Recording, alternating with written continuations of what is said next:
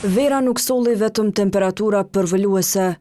Në shumë zona të Kosovës, moti ndryshoi brenda pak minutash, duke u shndruar në stuhi të forta me reshje intensive, erëra të fuqishme e breshër, që lanë pas dëme të konsiderueshme. Për Prishtinën, fatkeqësitë të tilla natyrore vlerësohet se janë të përballueshme. Sipas drejtorit për siguri dhe emergjenca Lulzim Fushtica, kapacitetet ekzistuese bëjnë të mundur stabilizimin e kryeqytetit në situata të tilla. Kryqëzeti ka brigadën profesionale të zjarfikëve me afro 110 zjarfikës. E kem policinë e kryqëzetit që asiston çdo herë.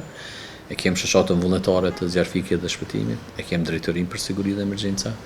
Është kompania për intervenime emergjente me të gjithë makinerinë e rëndë, pra me kamion, me buldozher, me ekskavator, të cilët asistojnë nëse ka asistojnë të thirrën në rast të nevoje.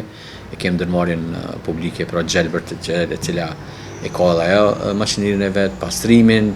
Fushtica thekson se në vazhdimsi merren masa që dëmet nga dukuritë e tilla të minimizohen.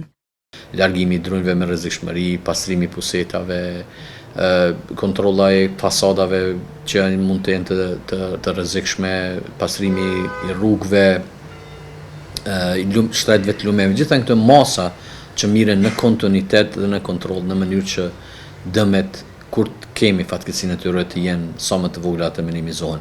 Megjithatë, moti i paqëndrueshëm vazhdon të jetë kërcënim për sektorin e bujqësisë. Për këtë arsye, Ministria e Bujqësisë ka paralajmëruar zgjerimin e mbështetjes për vendosjen e rrjetave mbrojtëse kundër breshrit, por fermerët thonë se kjo është vështirë e realizueshme. Po është e pamundur me siguru rrjetat ose mbrojtjet gjitha kultura me kundër breshit, sepse ato janë dedikuar vetëm për pemishte, jo për perimtari, për shembull, si janë parcelat e mbyllura me spes ose shalqen, apo me perime tjera, sepse ndoshta një fermer i ka 10 parcela me nga 70 hektarë apo 1 hektar spes mbyllur. Nuk është mundësia, se ajo është kost e investimit, nuk e di që ka llogarit ministri muja. Ndërkohë, Instituti Hidrometeorologjik i Kosovës u ka sugjeruar qytetarëve të shmangin qëndrimin në ambiente të hapura gjatë stuhive, të mos strehohen nën pemë, pranë shtyllave elektrike ose objekteve metalike.